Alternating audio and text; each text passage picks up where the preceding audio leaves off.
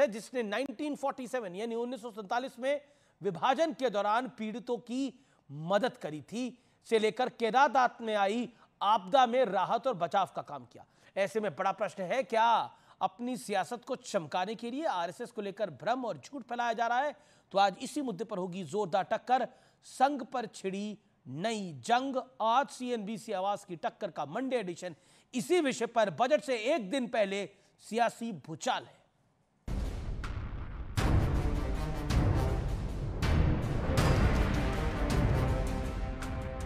मोदी सरकार ने 58 साल पुराने उस आदेश को वापस ले लिया जिसमें सरकारी कर्मचारियों के राष्ट्रीय स्वयंसेवक संघ यानी आरएसएस की गतिविधियों में भाग लेने पर रोक थी।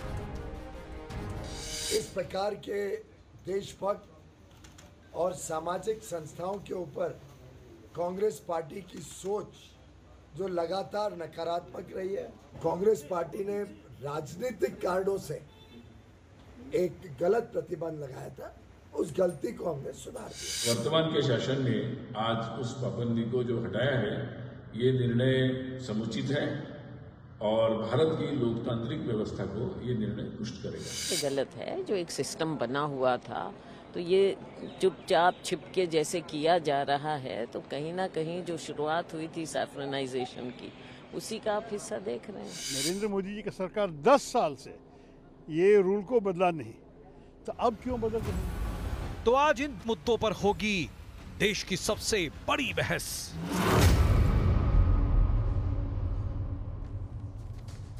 तो अब वक्त है सुप्रसिद्ध विश्लेषण का। आइए एक एक करके हम कई पहलुओं पर नजर डालेंगे, लेकिन सबसे बड़ा मुद्दा क्या है?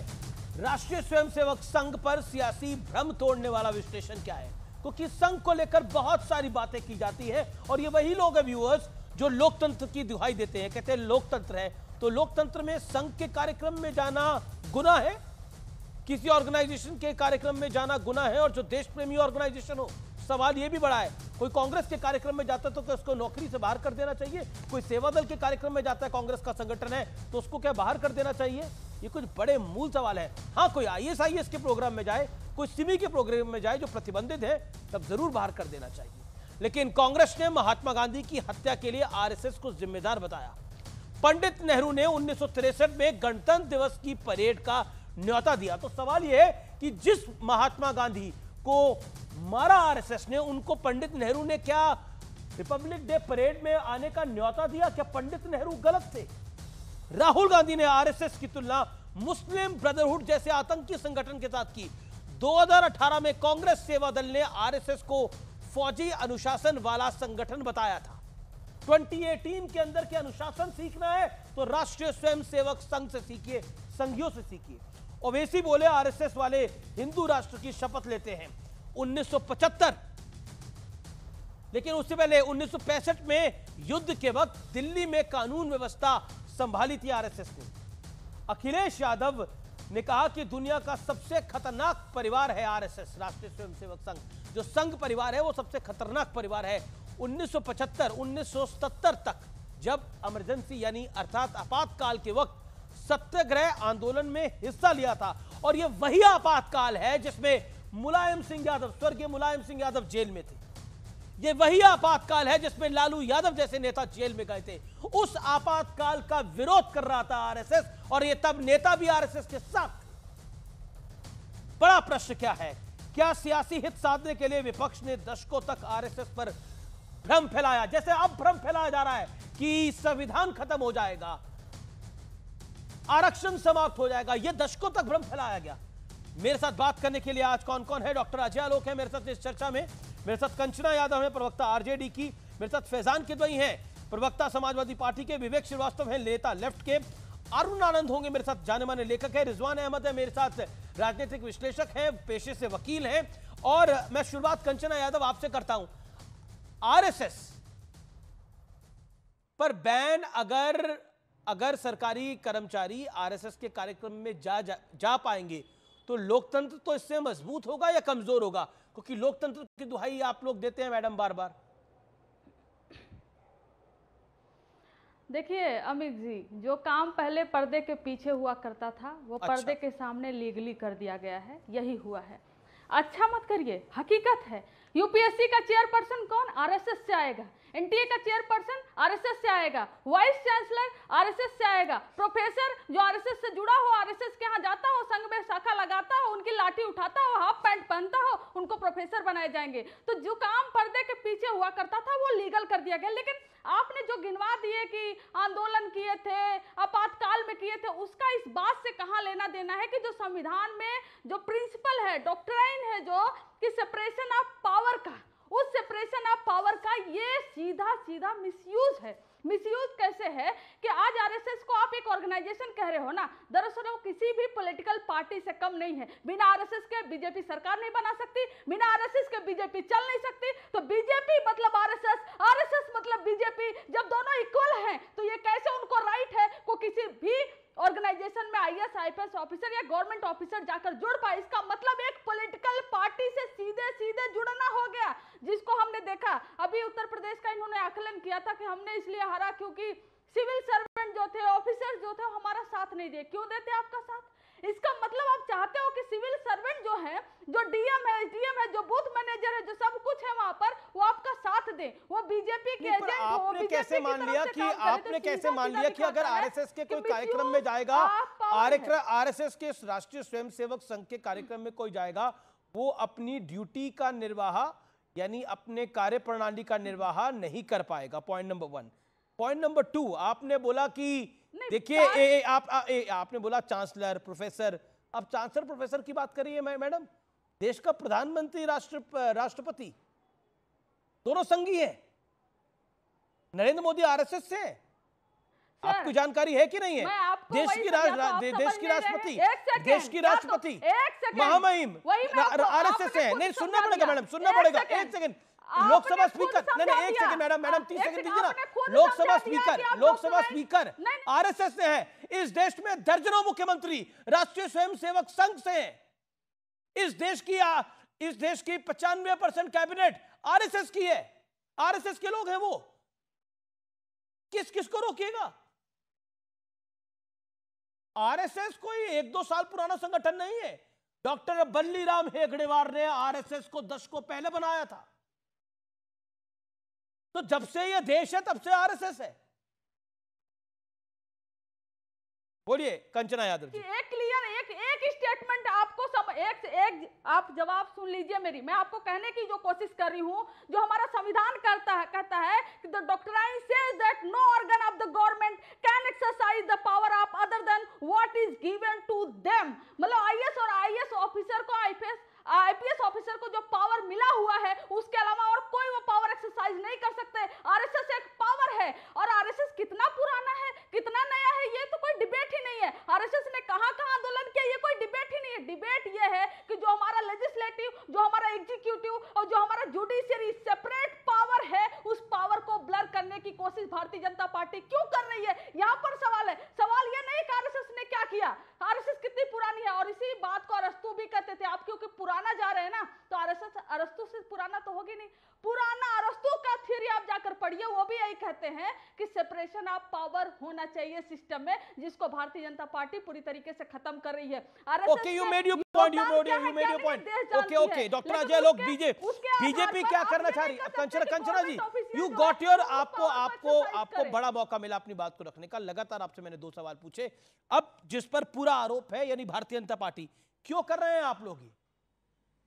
आरजेडी को चिंता हो रही है, सपा को चिंता हो रही है, कांग्रेस को चिंता हो रही है कि करना क्या चाहते हैं आप? आरएसएस को अगर छूट मिलेगी तो क्या क्या होगा इस देश के अंदर? अमित जी, मैं उम्मीद करता हूं कि कंचना जी हो गई, फराज किदवई जी हो गए जो बैठे हुए हैं सपा के प्रवक्ता, ये तमाम लोग अपने देश से प्यार करते हैं, मातृभूमि से प्यार करते हैं। सब कोई करते हैं, मैं उम्मीद करता हूँ बिल्कुल करते हैं।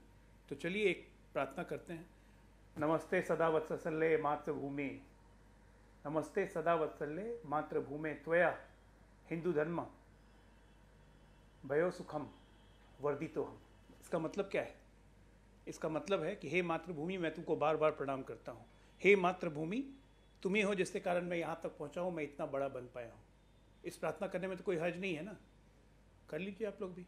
क्या मातृभूमि से भी नफरत हो गई? आरएसएस 1966 में प्रतिबंध लगाया, पूर्णतः संवैधानिक रूप से गलत था। ये कैसे आप प्रतिबंध कर सकते हैं?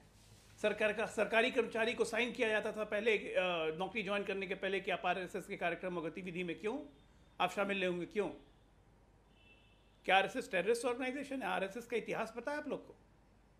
यही महात्मा गांधी थे जिनकी आप बात करती हैं कि आरएसएस वालों ने हत्या कर दी। इसी महात्मा गांधी ने 16 जनवरी 1947 को बैठ के आरएसएस के बारे में बोला था, गुरु गोलवालकर के बारे में बोला था कि गुरुजी के बारे में मुझे कहा गया था उनके हाथ खून से सने हैं, लेकिन उन्होंने मुझे आश्वस्त किया तो मैं मान गया हूं कि नहीं, ऐसा नहीं है। आरएसएस एक ऐसी संस्था है जो देश के लिए खपती है और भारत के हितों के लिए, रक्षा के लिए सदैव तत्पर रहती है। यही महात्मा गांधी थे 1934 में दिसंबर में वर्धा में गए थे जमनालाल बजाज जी के यहाँ। जानिए इतिहास आरएसएस का। अब 15 दिन वहां रुके थे, 7 दिन लगातार देखा कि सामने एक बड़े से मैदान में शिविर लगा के स्वयंसेवक अपने आप को शारीरिक रूप से प्रशिक्षित कर रहे हैं, परेड कर रहे हैं। तो वो बहुत इंप्रेस हुए, उन्होंने कहा कि मुझे मिलना है।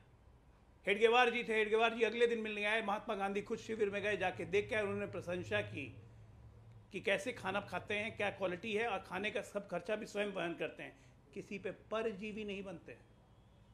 यही आरएसएस है। कोई भी आपदा हो, चाहे 1971 की उड़ीसा की चक्रवात की आपदा हो, चाहे 1975 का इमरजेंसी हो, चाहे 1984 का दंगा हो, चाहे उसके बाद आपको उत्तराखंड की बाढ़ ट्रेजेडी हो, उसके कारगिल का युद्ध हो, हर जगह आरएसएस के स्वयंसेवक खड़े होके देश की सहायता में निस्वार्थ सेवा किए हैं। ये आज जो हम लोग गोवा करते हैं ना, आप लोग लेकिन आरएसएस की देशभक्ति पर कोई प्रश्न नहीं है। आरएसएस आपदाओं में मदद करता है, इसमें कोई प्रश्न नहीं है। लेकिन प्रश्न इस पे है कि 10 साल से आपकी सरकार थी, 11वें साल ये क्यों ध्यान आया? ये एक प्रश्न है डॉक्टर अजय लोक, आंसर दिस। भाई बिल्कुल बिल्कुल सही बोल रहे हैं आप अमीर जी। ये सच्चाई है कि बहुत सारी चीजें ध्यान से उतर जाती हैं, बहुत सारी चीजें ध्यान से उतर जाती हैं। ये ना आरएसएस को ध्यान होगा ना हमें ध्यान होगा। ये तो भला हो होम मिनिस्ट्री की फाइल अमित भाई लगातार अध्ययन करते रहते हैं, ये निकला, ये लगा कि अभी तक ये हटा कैसे नहीं है। ये तो हमारी विफलता है। हम पहले ही दिन मान रहे हैं कि 10 साल क्यों लग गया इसको हटाने में। ये तो सही बात है, ध्यान से उतर गया था, ये बिल्कुल गलत है। और मैं तो आज भी जानता हूं कि बहुत लोग, आप भी कंचना जी जाइए किसी आरएसएस के दफ्तर के बाहर, उस झंडे के नीचे ऐसे हाथ रख के बोलिए नमस्ते सदा वत्सल्य मातृभूमि, आप बन गई आरएसएस की मेंबर।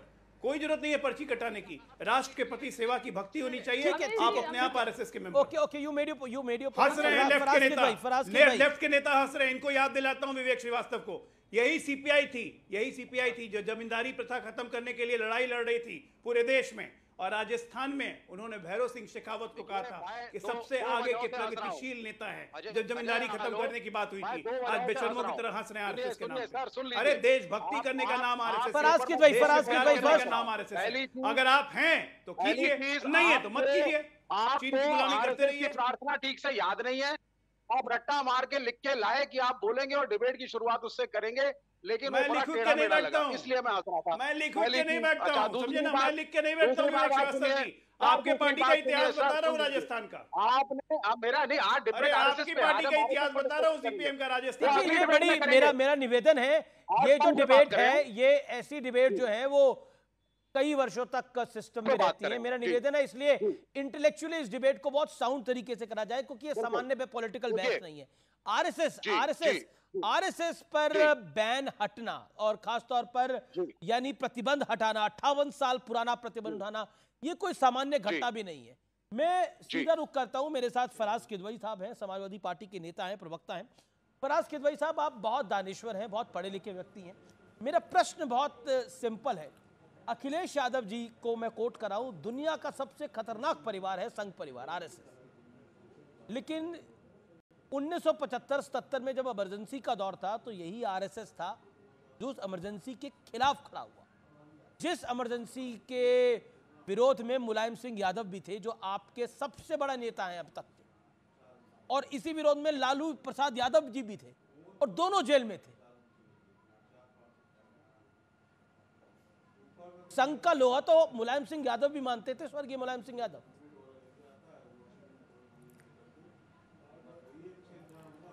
अमीर जी, थैंक यू वेरी मच। देखिए मैं बात शुरू करूंगा। अभी डॉक्टर अजय आलोक जी ने शुरुआत की, तो हमारे जो विवेक जी हैं उन्होंने बोला कि वो रट्टा मार के आए हैं। मुझे नहीं पता कि अजय आलोक जी रट्टा मार के आए कि नहीं आए हैं, लेकिन विष्णु पुराण का एक श्लोक है जो मुझे कंठस्थ है और मैं देखूंगा भी नहीं, मैं वो पढ़ूंगा। विष्णु पुराण के श्लोक में लिखा हुआ है कि उत्तरम यत् समुद्र से हिमाद्रैश्चैव दक्षिणम वर्षम तद भारतम नाम भारती यत् संतति। अमीश जी, इसका मतलब ये हुआ कि समुद्र के दक्षिण में और हिमालय के समुद्र के उत्तर में और हिमालय के दक्षिण में जो धरती है वो भारत माँ है, और उसमें रहने वाला हर भारतीय जो है वो भारत माँ की संतान है। तो क्या हेमंत बिस्वा शर्मा जो बोलते हैं कि जो भारतीय जनता पार्टी को वोट नहीं देता है, जो भारतीय जनता पार्टी के साथ नहीं है, उसका सबका साथ सबका विकास नहीं होगा, तो क्या अजय आलोक जी और उनकी पार्टी विष्णु पुराण को नहीं मानते हैं? आज ये आपके इस प्रेस्टीजियस चैनल पर बैठ करके बताएंगे, पहली बात। दूसरी बात अमीश जी, रही बात आरएसएस की। देखिए, आरएसएस को, आप तो इतने ज़हीन पत्रकार हैं, आपको मैं बहुत फॉलो करता हूं, आप समझ गए होंगे, लेकिन आपकी मजबूरी है कि आप अपने टीवी चैनल पर नहीं बोल पा रहे होंगे। आरएसएस का ये जो फैसला आया है वो इसलिए आया है कि किसी न किसी तरह से अनऑर्गेनाइज्ड रूप से एससी एसटी ओबीसी का आरक्षण खत्म किया जा सके। कैसे? और कॉन्स्टिट्यूशन पर हमला हो। अब आप कहेंगे कि फराज साहब, हाँ, नहीं, पर ये आपने बड़ा आरोप लगाया, इसके पीछे के तथ्य बताइए कि आप कह रहे हैं कि आरएसएस का जो प्रतिबंध हटाया गया है उससे एससी एसटी का आरक्षण का क्या लेना देना है? कोई लेना देना ही नहीं है। ये प्रतिबंध हटा, बता रहा हूं, आरक्षण का क्या लेना देना है? अमीश जी, मैं बताइए प्लीज। मैं बता रहा हूं, प्लीज। आरएसएस की जो विचारधारा है, ये मेरे हाथ में किताब है बंच ऑफ थॉट्स। अमीश जी, ये बंच ऑफ थॉट्स को अगर आप पढ़िएगा और इसका पेज नंबर 238 खोलिएगा, तो इस 238 पेज नंबर पर यह लिखा हुआ है कि ये आरएसएस जो है वो भारत के संविधान को नहीं मानती है। और अगर आप मुझे इजाजत दें तो मैं 2 लाइन पढ़ करके इसकी आपको सुना दूं, जिसमें लिखा है कि our constitution 2 is just a cumbersome and heterogeneous piecing towards of various articles from various constitution of the western countries. और इसके आप जब डिटेल में जाइएगा तो ये बोलते हैं कि ये बेसिकली हमारा जो है वो नेशनल कॉन्स्टिट्यूशन नहीं है, पहली बात। तो आरएसएस की जो विचारधारा है वो भारत के संविधान को तो कभी मानती ही नहीं थी। अब मैं एससी एसटी और ओबीसी पर आ जाता हूं। Page number 357 bunch of thoughts में लिखा हुआ है, मैं कर रहा हूं, पेज नंबर 357 पर लिखा हुआ है कि it would therefore be proper that privileges should be based on the economic conditions of the people that will ease out matters and hard burning among others that so called Harijans alone are enjoying privileges will also be removed. यानी कि RSS की जो विचारधारा है वो इस किताब में लिखा हुआ है कि वो कास्ट बेस्ड रिजर्वेशन नहीं, वो क्लास बेस्ड रिजर्वेशन की बात करती है।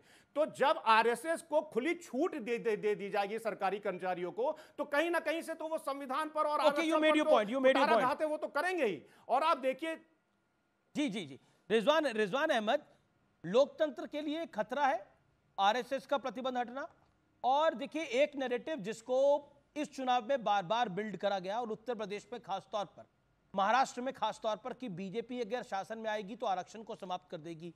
अब आरएसएस पे अगर प्रतिबंध हटेगा तब भी आरक्षण समाप्त हो जाएगा, तब भी एसटी और एससी के रिजर्वेशन में इश्यू होगा। शुक्रिया। जय हिंद, वंदे मातरम। अभी 2 वक्ता आपके साथ बैठे हैं जो इस फैसले के खिलाफ हैं जी।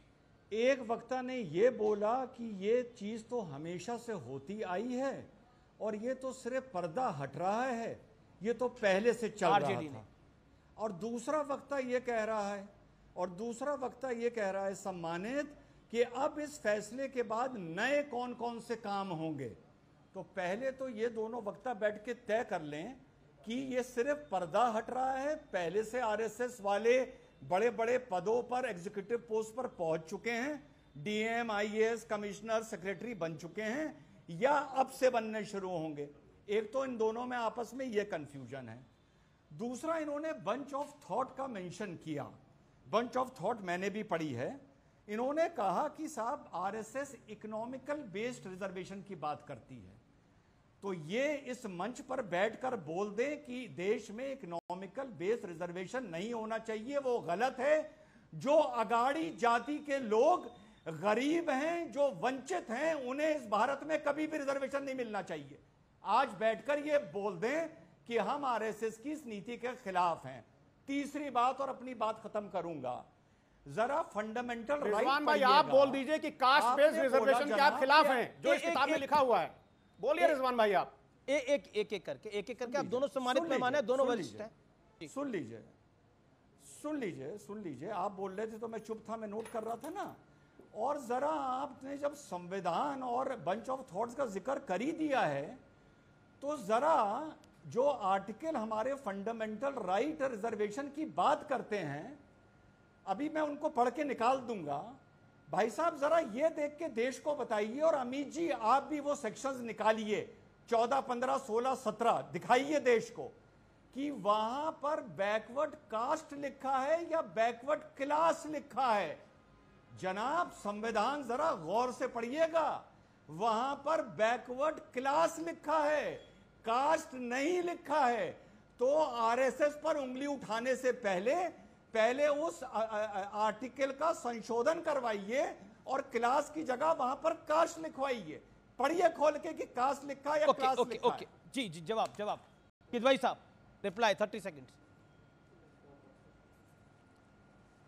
देखिए अमीर जी, रिजवान भाई जो हैं वो बातों को घुमाने में माहिर हैं। मैं बंच ऑफ थॉट्स का जो जिक्र कर रहा हूं उसमें economic conditions of the people लिखा हुआ है और कास्ट बेस्ड रिजर्वेशंस की उसमें मुखालिफत की गई है। तो मैं रिजवान भाई से ये पूछना चाहता हूं कि अगर ये आरएसएस के इतने बड़े हिमायती हैं, और इस किताब को मैंने तो पेज नंबर भी बता दिया, आप 2 मिनट में गूगल कर लीजिए, तो फिर क्या आप कास्ट बेस्ड रिजर्वेशन के खिलाफ हैं? दूसरी बात, मैं अमीर जी पूरी जिम्मेदारी से बोल रहा हूं कि जब आप ये देखिए कि जो हमारी 45 सेंट्रल यूनिवर्सिटीज हैं, वहां पर आप देखिए कि सोच कैसी आरएसएस की घुसी हुई है हमारे सिस्टम में कि जो 45 सेंट्रल यूनिवर्सिटीज हैं, धर्मेंद्र प्रधान जी का बयान है पिछली लोकसभा में पार्लियामेंट के अंदर कि जो जनरल कैटेगरी की जो एडवर्टाइज पोस्ट थी वो तो भरी गई साहब 77%, लेकिन एससी एसटी और ओबीसी जो है वो 15% और 31% के पास। लेकिन ये आपको लिबर्टी कौन देता है? ये बोलने की आपने बड़ा लॉजिकल पॉइंट उठाया है,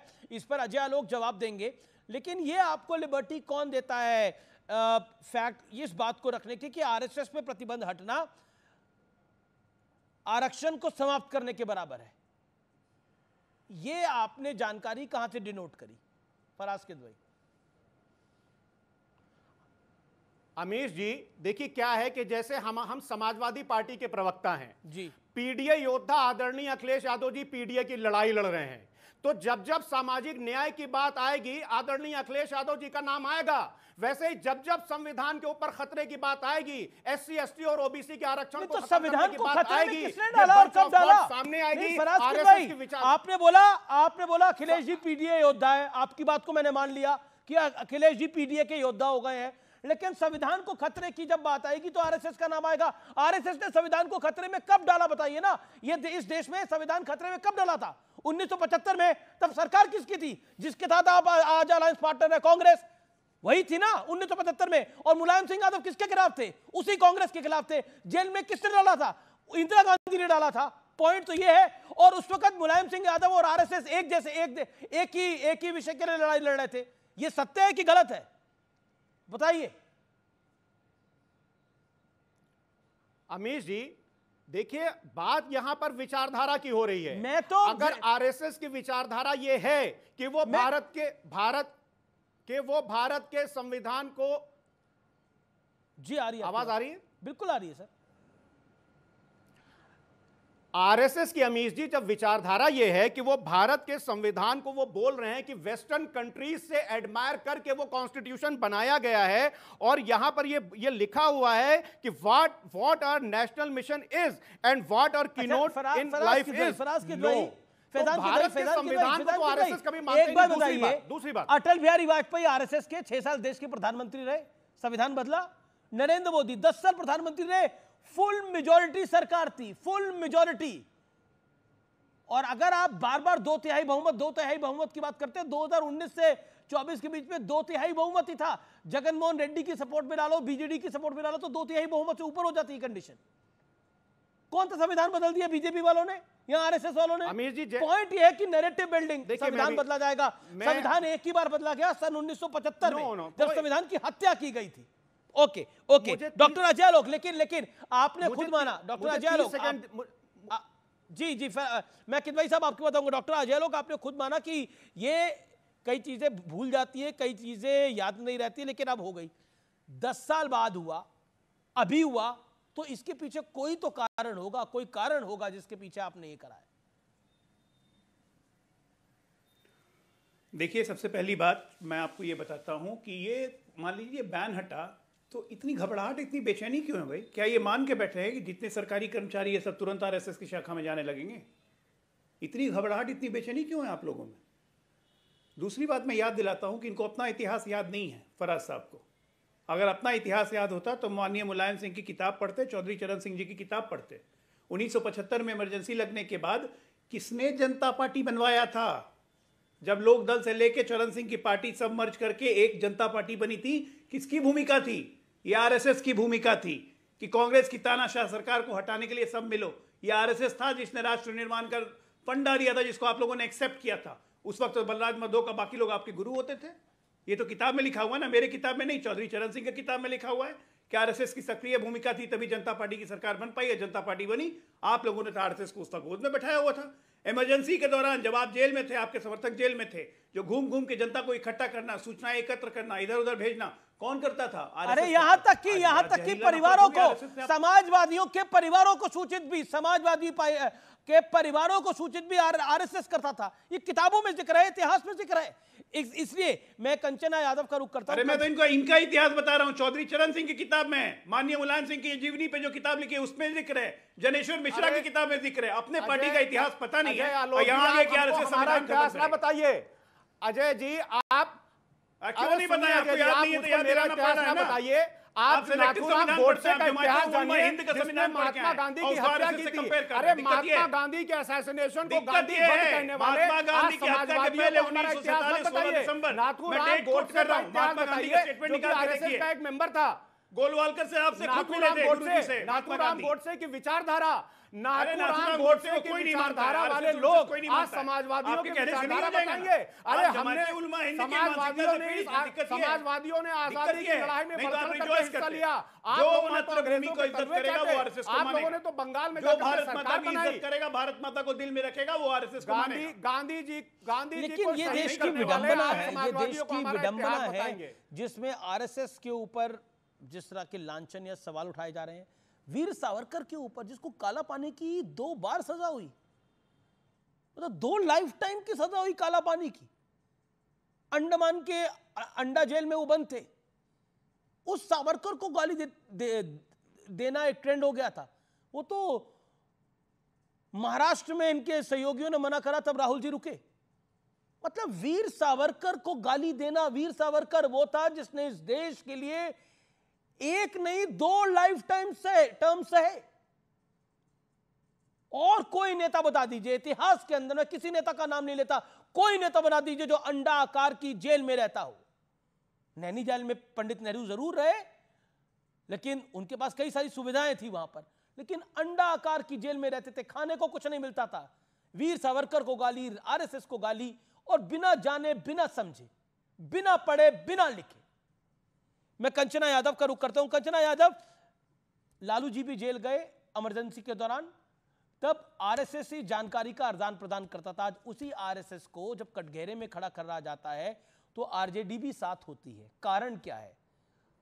मोदी से विरोध, बीजेपी से विरोध, या आरएसएस का विरोध? कंचना यादव।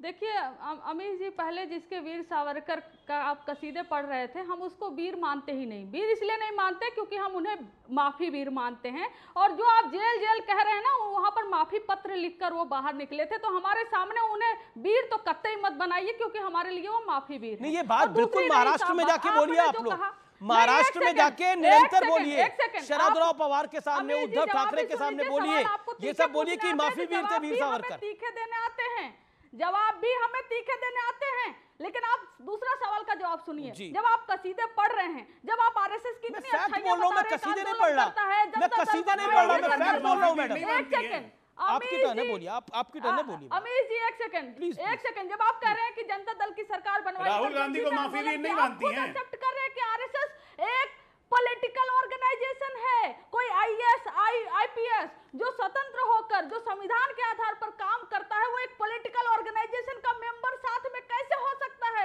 ये वायलेशन है पावर का। जुडिशरी, लेजिस्लेटिव और एग्जीक्यूटिव का जो पावर सेपरेट है,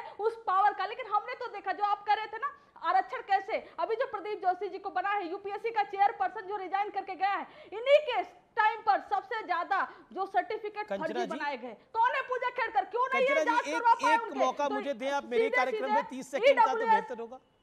कंचना जी, आपने एक अच्छा पॉइंट रखा, आपने बोला कि मैं आपको दे रही हूं, लेकिन मैं कह रही हूं कि आरएसएस हमेशा आरक्षण के खिलाफ रही है, संविधान के खिलाफ रही है। आरएसएस एक पॉलिटिकल ऑर्गेनाइजेशन है और कभी भी गवर्नमेंट ऑफिशियल, लेकिन फिर भी आपने अपनी बात को रखा है, आपको अपनी बात रखने का अधिकार है, देश में आजादी है। आपने बोला, आपने एक अच्छा पॉइंट बोला, आपने बोला देखिए हम तो माफी वीर मानते हैं वीर सावरकर को, आप कुछ भी मान सकते हैं वीर सावरकर को, अंबेडकर साहब को कुछ लोग देश में नहीं मानते, कुछ लोग मानते हैं, भगवान राम को कुछ लोग मानते हैं, कुछ लोग नहीं मानते, हर वर्ग के लोग होते हैं। जब ईश्वर के लिए बात है तो सावरकर तो इंसान थे भाई, सीधी सी बात है। लेकिन फिर भी आपने बोला कि वीर सावरकर ने माफी लिखी इसलिए वो माफी वीर थे, यही बोला। पंडित नेहरू ने भी एक माफी लिखी थी ना, पंजाब की जेल से, मोगा की जेल से, बिल्कुल लिखी थी, पढ़ लीजिए, मोगा की जेल से माफी लिखी थी। तो आप लाइव दिखा दीजिए। लाइव क्या, मैं तो फैक्ट बता रहा हूँ मैडम, मैं फैक्ट बता रहा हूँ, मैं फैक्ट पटरी भेज दूंगा, मैं फैक्ट को रख दूंगा। मोगा की जेल से पंडित नेहरू ने माफी लिखी थी। आप लाइव, मैं आपको सही बोल रहा हूँ, तो फिर आप पंडित नेहरू के बारे में क्या बोलेंगे? इसलिए मतलब जो आदमी अंडा आकार की जेल में बंद था 2 लाइफ टर्म के लिए, वो माफी वीर है और बाकी सब वीर है। आप I challenge you Amit ji कि पंडित नेहरू जी का वो आप पत्र अपने लाइव टेलीकास्ट पे चलाइए और बोलिए कि इसलिए उन्होंने माफी मांगा था क्योंकि उन्हें जेल से आना था और ब्रिटिश का साथ देना था जो सावरकर ने किया। आप कंपेयर कैसे कर सकते हैं? कंपेयर नहीं, पत्र और चलाइए लाइव। मैं बिल्कुल कंपेयर हो सकते हैं, दोनों फ्रीडम फाइटर थे मेरी नजर में, बिल्कुल कंपेयर हो सकते हैं। पंडित नेहरू भी फ्रीडम फाइटर है और वीर सावरकर भी फ्रीडम फाइटर रहे, और वीर सावरकर को 2 लाइफ टर्म मिली, बिल्कुल कंपेयर हो सकते हैं। Okay, Rizwan Ahmed wants to make a point. पत्र माफी मांगते हुए अवेलेबल है। रिजवान अहमद, पंडित नेहरू की माफी का भी जिक्र है। ओके रिजवान अहमद, आप चलाइए लाइव टेलीकास्ट। बिल्कुल चला देता हूं मैडम। अभी बहन ने ये बोला और बड़ी मजबूती से बोला कि हमें दिखाइए कि कहां नेहरू जी ने माफी मांगी है।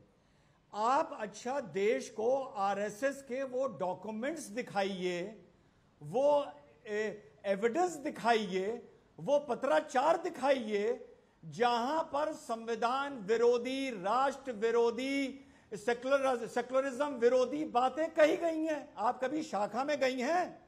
या तो आप ये कहिए कि मैं आरएसएस की प्रचारक की शाखाओं में जाती थी, मैंने अपनी आंख से वहां पर ये सब देखा और मैं उनको छोड़ के अब आई हूं। आप गई हैं किसी शाखा में? गई हैं? आप गई हैं? आपको मुबारक हो वहां पर आरएसएस की शाखा में, बस विरोधी बातें तो इसका मतलब ये है कि जो आप जब शाखा में गई नहीं है, आप नागपुर गई नहीं है, आपको अनुभव नहीं है, तो आप कैसे बैठ के बोल सकती हैं कि आरएसएस देश विरोधी है या राष्ट्र विरोधी है? कैसे बोल सकती हैं आप? क्यों नहीं आप समाज को सुधार दिए होते? क्यों समाज रिग्रेसिव मोड में जा रहा है? अगर आपको इतना अनुभव है तो आप ठेकेदारी लीजिए कि समाज प्रोग्रेसिव वे में जाए। आप क्यों समाज आज रिग्रेसिव वे में जा रहा है? एक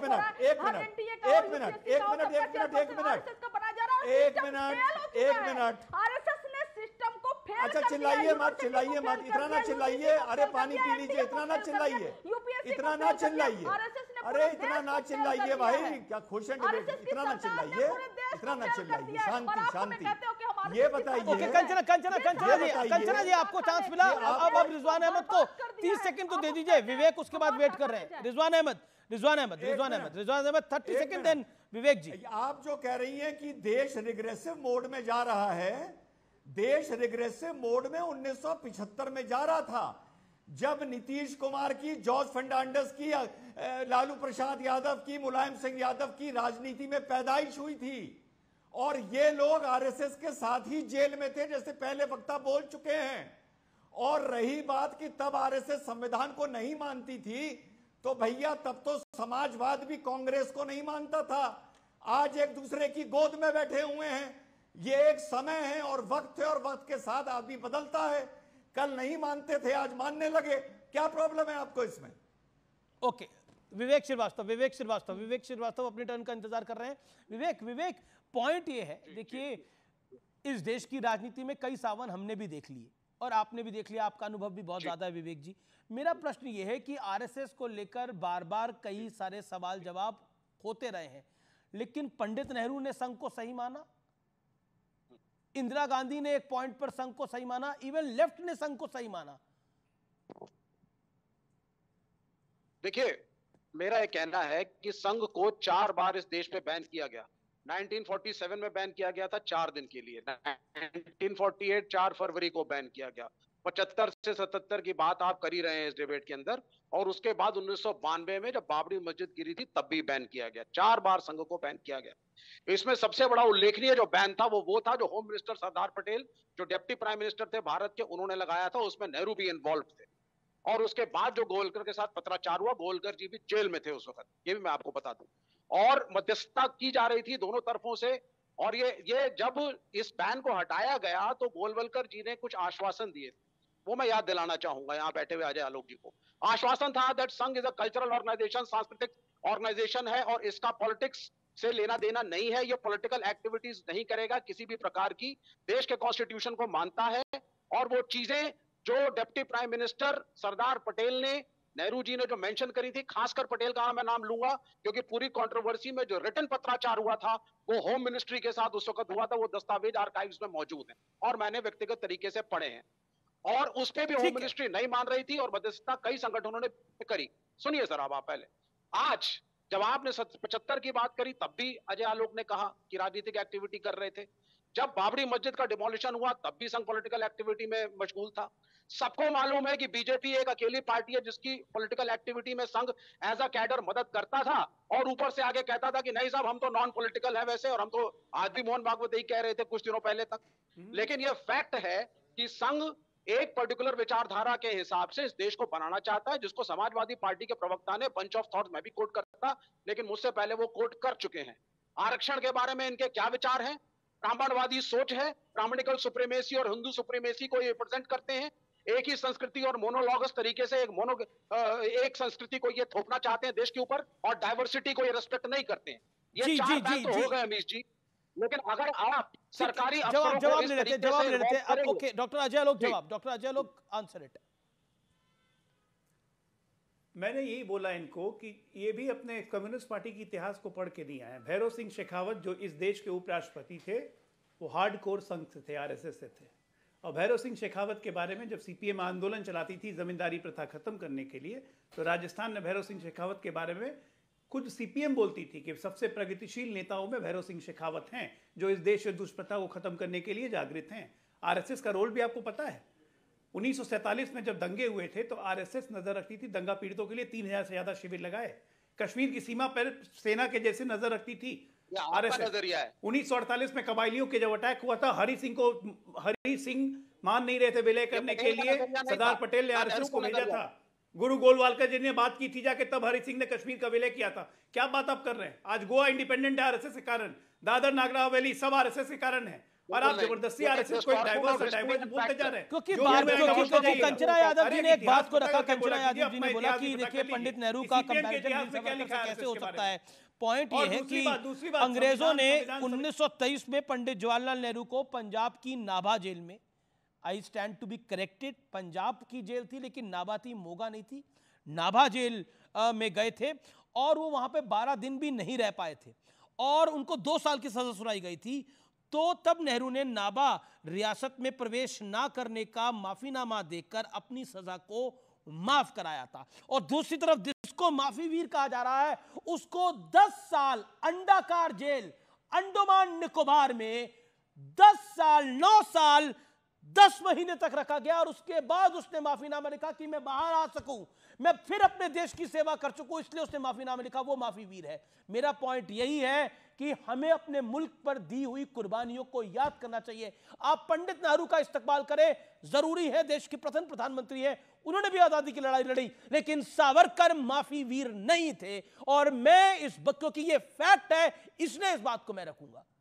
कैसे अपमान कर सकते हैं हम अपने देश के एक वीर सपूत का कि उसको माफी वीर बोलेंगे? हम उसके लिए कुछ नहीं कर सके, उसे माफी वीर तो कम से कम ना बोले। कंचना यादव, इसलिए मैंने नाभा जेल के इंसिडेंट को कोट करा।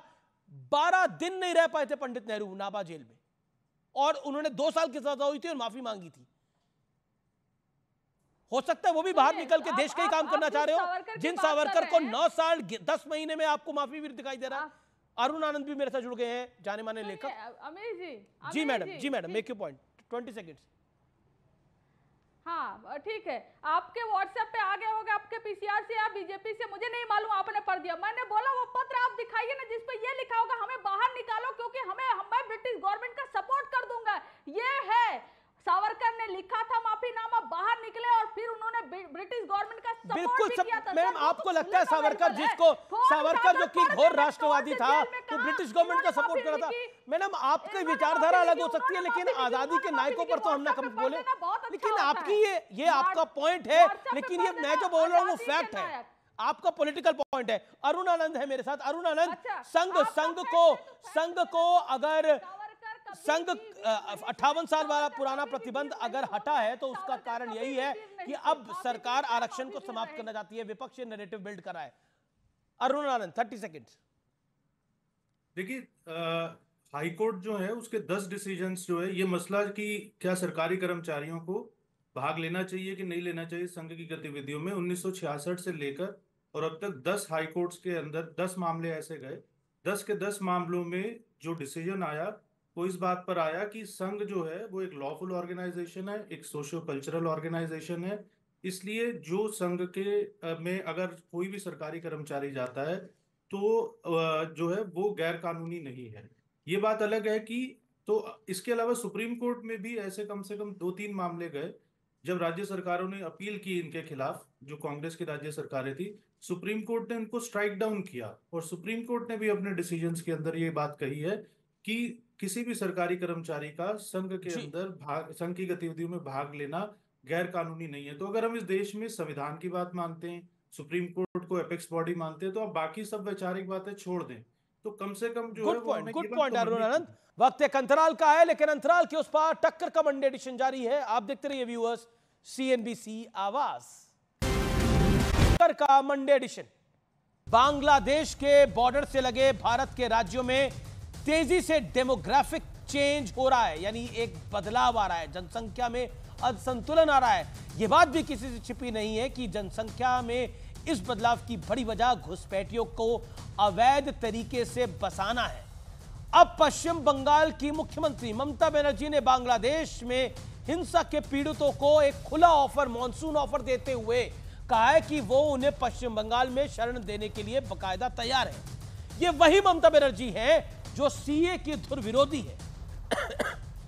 सीए के तहत पाकिस्तान, बांग्लादेश और अफगानिस्तान में धार्मिक प्रताड़ना झेल रहे अल्पसंख्यकों को भारत की नागरिकता दी जाती है, जबकि इस्लामिक राष्ट्र बांग्लादेश में किसी तरह की धार्मिक प्रताड़ना नहीं हो रही है। वहां लोग सरकारी नौकरियों में आरक्षण के मुद्दे पर हिंसक प्रदर्शन कर रहे हैं।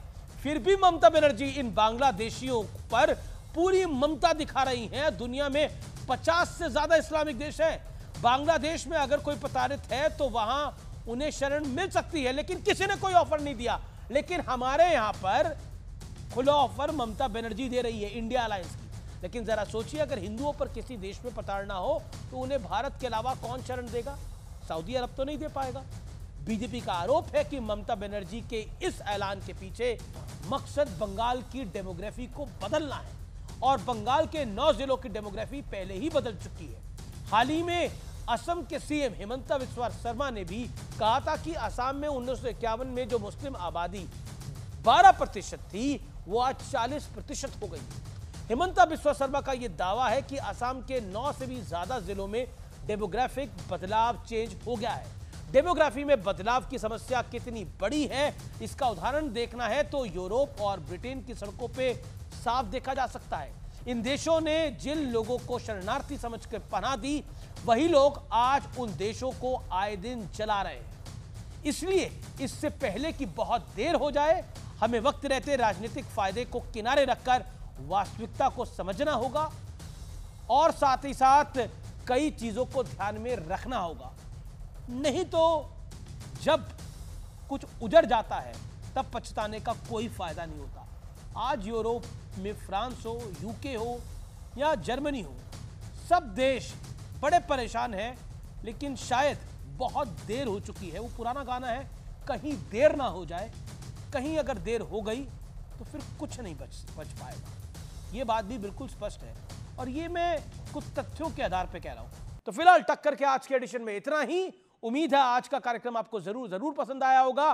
कल आपसे मुलाकात होगी जब बजट आएगा और बजट के तमाम आंकड़े आप CNBC आवाज पर देखेंगे और कल रात 9 बजे मेरे साथ बेहद खास शो देखेंगे, टक्कर का बजट एडिशन स्पेशल।